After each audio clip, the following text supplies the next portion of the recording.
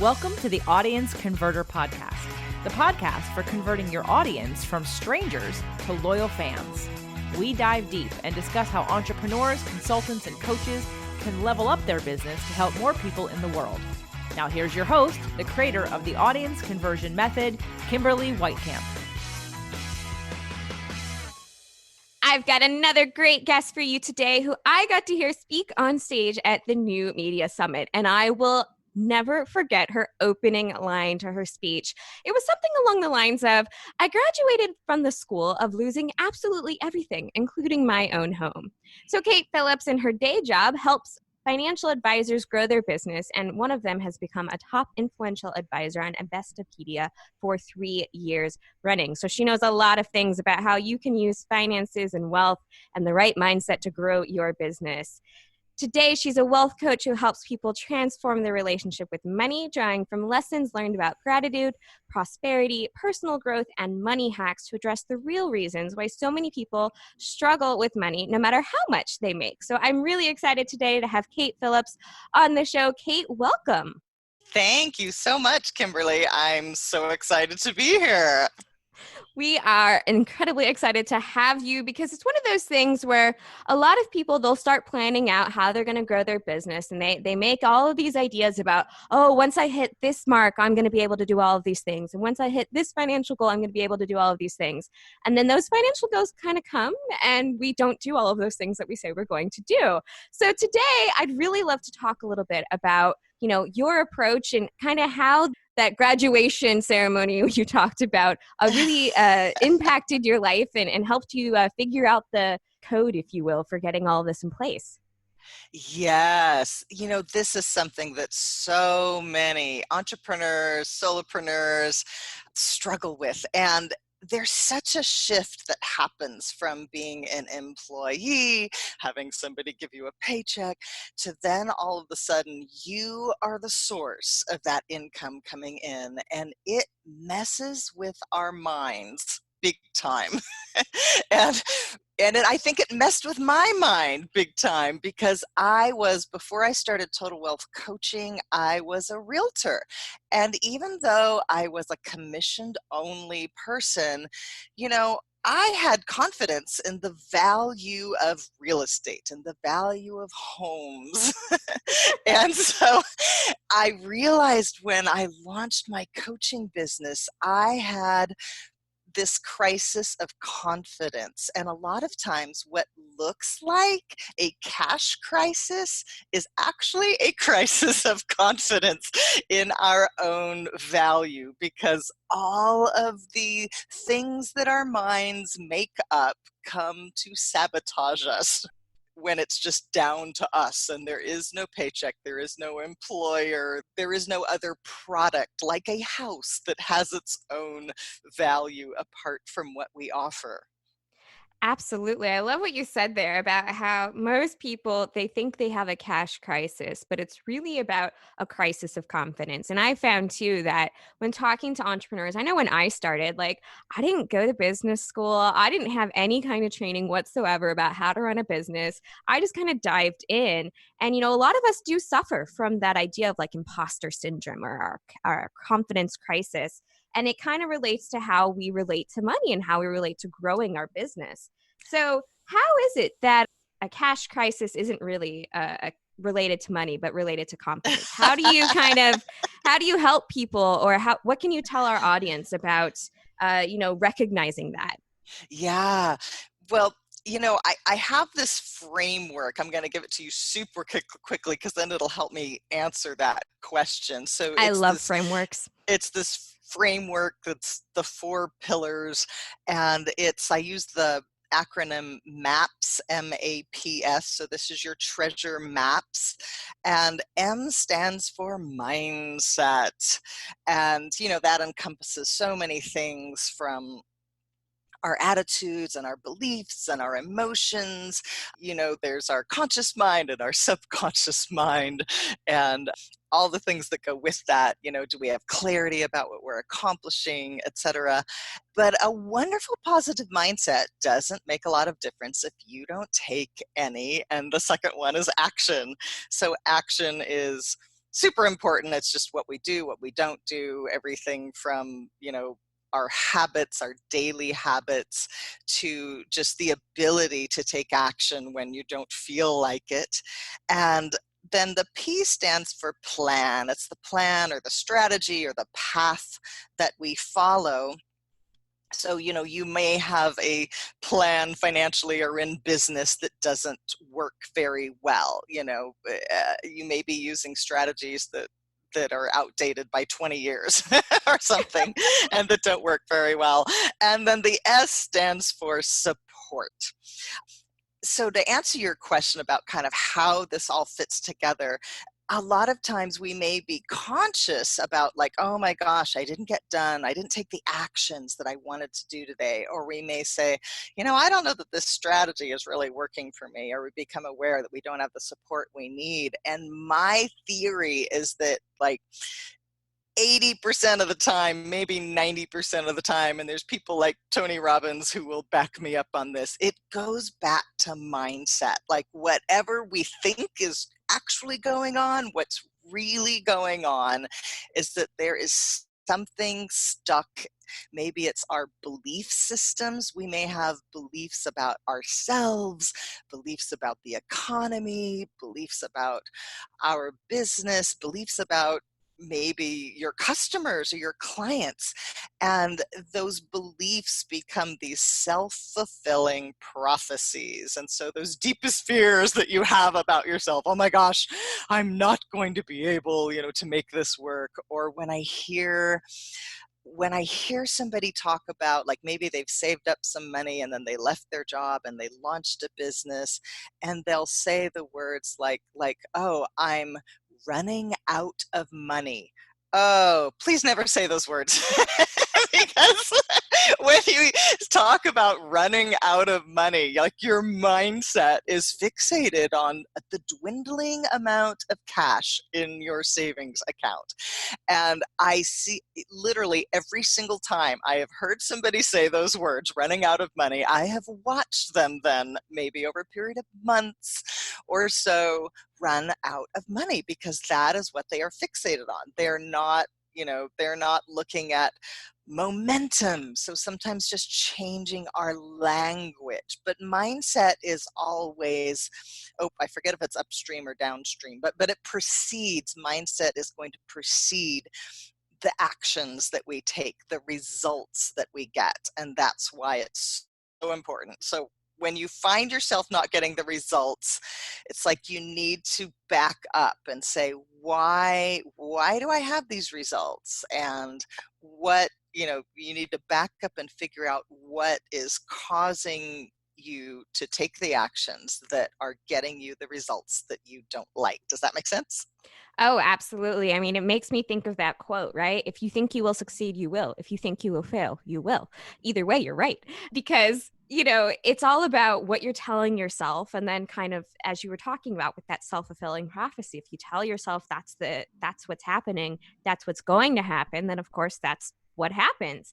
So, I love that mindset is number one on your framework. And then I love that the next step is action, because so many people, they'll do the work sometimes for other parts of it. They'll do the planning, they'll find the support. They might do a little bit of mindset work, but then, that taking action step can be kind of scary for some people. Yeah. What is like your number one you must do to take action around money mindsets and around making sure that you are building the business you're wanting and building the right thoughts around money? Yeah. Daily habits are so important. And so I'm going to actually give you maybe 2 or 3 quick things. And so one is just daily habits. What is your daily routine like? And when people stop punching the clock and go into business for themselves, sometimes it's easy to get into these cycles where it's like, oh, you turn on Netflix and 3 hours later, you're watching, the 3rd season of some show. And so just having a daily routine that really works for you. It might be starting out with exercise or with meditation or with journaling. But I would say there's a little kind of hack that, and it's something I think about for myself, and I call it the moment of truth. And that is recognizing those moments where it's time to take action. Maybe it's time to, make a sales call or work on an email to send out to your list, or whatever your actions are for the day. And what those are, hopefully. And there's this moment of truth where we either decide to take that action, or we have this little part of our brain that says, oh no, that might be scary. What if you're rejected? What if you fail? What if somebody laughs? What if it doesn't work out the way you think it will? It would be safer to da da da da da da, whatever. Whatever your brain is telling you, let's watch a Netflix show, or it might even be like something that looks positive. Oh yes, we need to exercise more. And then you find yourself on the treadmill 90 minutes every day, but then you're not getting your marketing done. So watch for those sneaky little moments where it's time to do something, and you find yourself it's that decision time. It's that moment of truth, and you have to learn to seize those moments and do the thing that you are resisting in that moment. Oh, I love that. Especially the daily habits. It's something a lot of us hear, but it's one of those things where like we don't know where to start. So we just kind of like, oh yeah, I need to have a daily habit. And then it just kind of passes us by. But I love that you gave some examples of the different ways that you can start your morning. And your daily routine, your morning routine, your daily habits, it doesn't have to be something that's super, super long, but it gets you in that right mindset of, okay, now it's time to go to work. I love the idea of Netflix in the morning, but I know that I am that person that if I were to sit down to watch some Netflix in the morning, boy, it's going to be 10 p.m. before I'm ready to go to work. It's got to be the reward, not even the thing you do at lunchtime break. Too dangerous. But do you know what the absolute worst way to start the morning is? And a lot of people do it, including, I think, a lot of entrepreneurs, and that is to start your morning with news. I think you need to just resist. Even using your phone at all would be great, but do not, there's nothing that happens in the world that is so important that you need to know first thing in the morning. You will find out later, but have that morning routine, or maybe even push through and accomplish the first task on your list before you check your news, because you don't need your mind obsessing about what Donald Trump tweeted at 4 a.m. That doesn't need to be on the list. Whether you love or hate Donald Trump, it's irrelevant. You just need to set your own agenda. And when we log on to the news, all of a sudden our energy and our attention is drained off into this energy sucking thing. You may have heard, I'm sure you've heard the line, if it bleeds, it leads. So it's never good news. Whatever is in the headlines, it's never good news. Absolutely. And I think to add on to that, right, is avoiding your email first thing in the morning. Make a conscious decision that the email doesn't get checked until you're actually sitting at your computer and have accomplished the first task on your to-do list. Because as soon as you open that inbox, suddenly it's like, oh, I had a plan for today, but now there's 7 other things I absolutely must positively do. It needs to happen yesterday. So I'll tackle those first real fast. And 5 hours later, oh, I had a to-do list today. What happened to it? Absolutely. I have struggled with email management myself, but just exactly what you just said, not checking email first in the morning. A few years ago, I used to wake up in bed, reach for my iPhone. I'm I haven't even gotten out of bed yet. And I'm reading and checking and answering my emails. And one day I was just oh, this is so wrong. I do think it's something a lot of us struggle with. I know I've struggled with it for sure, but it's one of those things. Every morning I wake up and I'm like, okay, don't check it yet. It's not important yet. Don't check it yet. You've got to go do that other thing first. Before we go too far down the habits to avoid. I think we've listed quite a few for Yeah. to get people into the right mindset for the morning.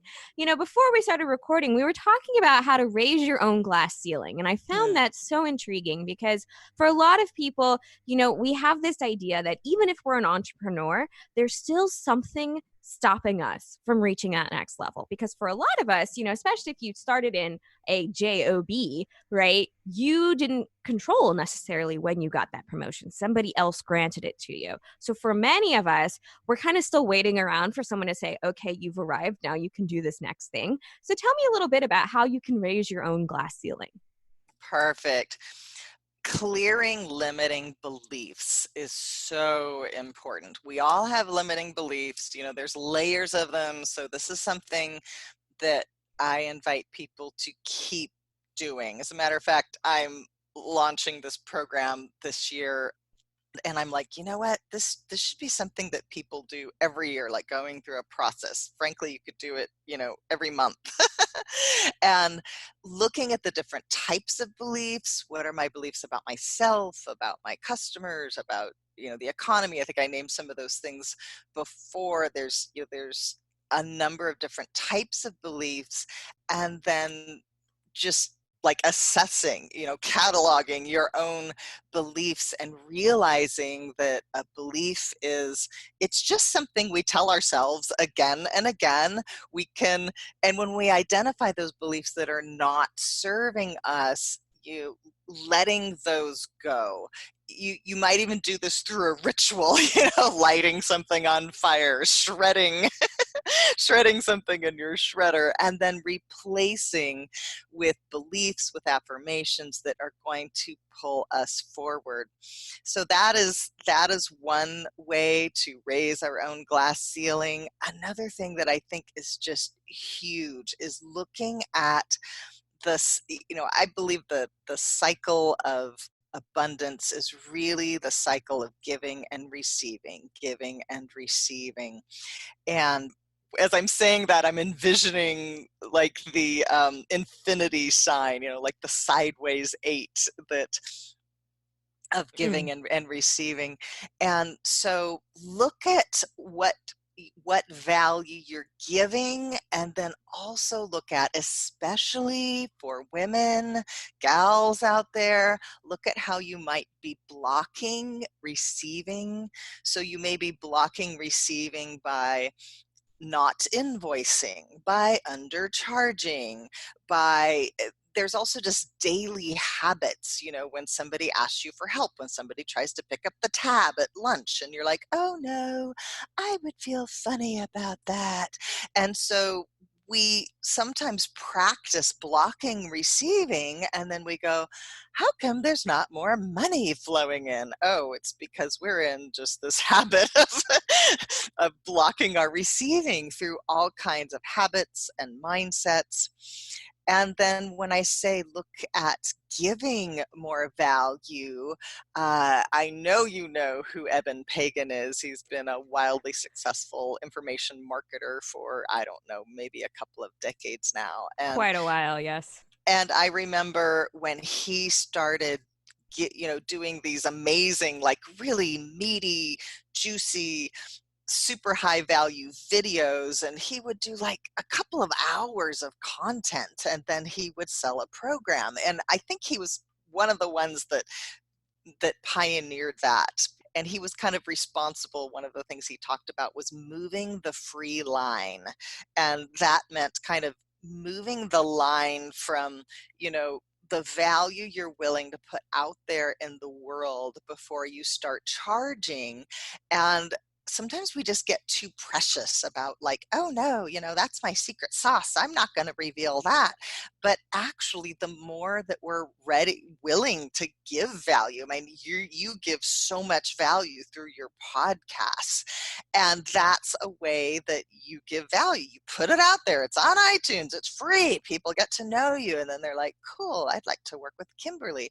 So that's podcasting is like a perfect example.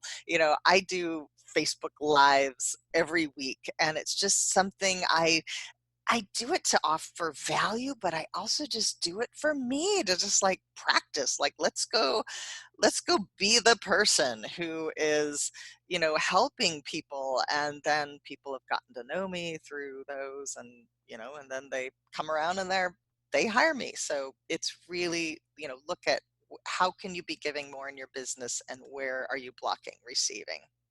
I love that entire approach, because that's kind of what I talk about with my clients and when talking on other podcasts and such, is how you should be put help at the concentrated target. It's the center of your marketing plan, right? Helping should be at the center, because that's why you got into whatever it is that you do. You want to help others. So why is it that you wouldn't help them in your marketing to bring them in, to let them know about who you are? And, I love the idea of what you also mentioned about how some of us are kind of closing ourselves off from being able to receive from others. We're willing to help and help and help and help and give and give and give, but then like, oh no, I can't receive anything for that. I can't receive. That's not right. Yeah. I'd feel funny if you paid me, or I'd feel funny asking for money or raising my price, even though I've done this work for you for 5 years now and my price has doubled.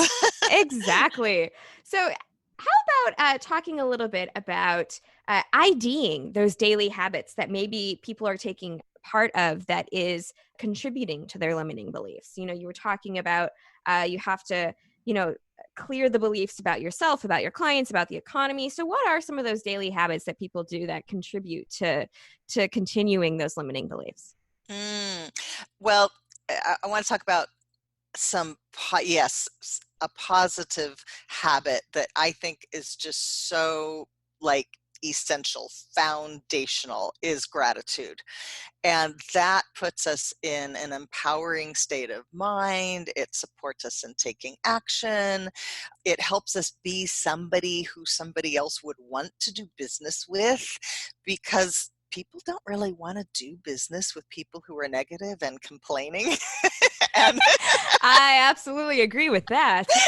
and negativity and complaining, they actually, when those things become habituated, the world is, to a large extent, is habituated in negativity and complaining. You turn on the news, it is not full of gratitude.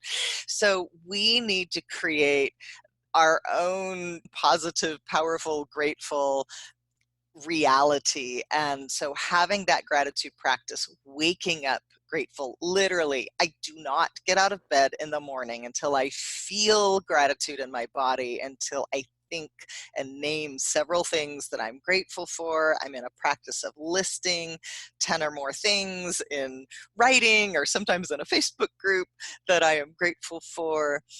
So when you begin and end your day with gratitude, then it becomes just much easier to be grateful in the middle of the day. And I know that, gratitude is one of those things that people tend to kind of roll their eyes a little bit, like, I know that, or that's so basic, or, oh my gosh, seriously, gratitude? Yes, seriously, gratitude. Because when we operate in gratitude, you will see your results improve. You'll empower yourself. That's really the bottom line. I love that approach. And I know I took part in one of your challenges earlier this year, and that was a daily task, right? Is writing down gratitude. I have a gratitude journal I got at New Media Summit, actually. And it's important, because the first few days it's really easy, and then you're like, wait, what else am I adding? What else am I adding? And it makes you kind of change the way you look at the world and change the way you think about things, which is what we're talking about here, right? Is changing your mindset and clearing those limiting beliefs. So we're nearing the end.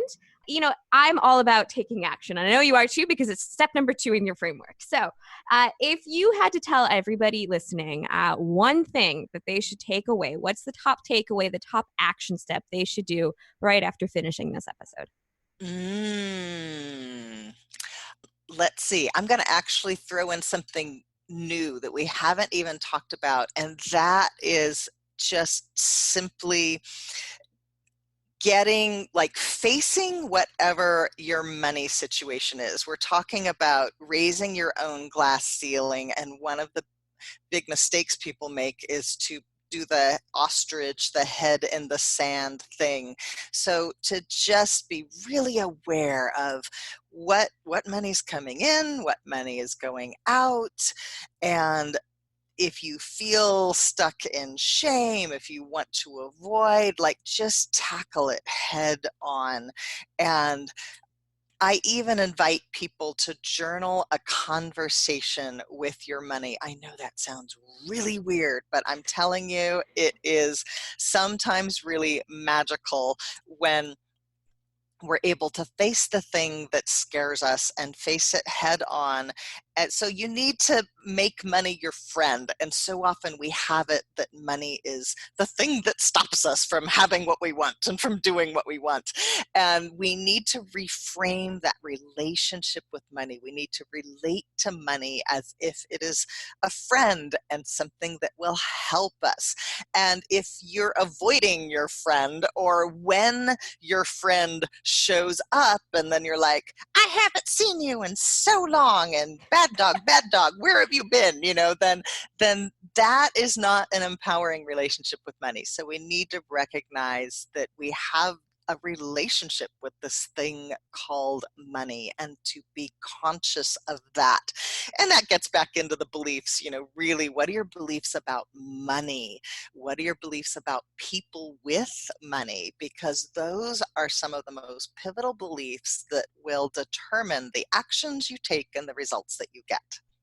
I love that. And, I agree that the conversation with your money sounds very intriguing for sure. But, I'm so grateful and thankful that you have taken the time to come onto the show. So, if anyone is looking to learn more about what you do and how they can clear their limiting beliefs around money, or how they can figure out the best ways to kind of get out of their own way to raise their own glass ceiling, how can people get in touch with you?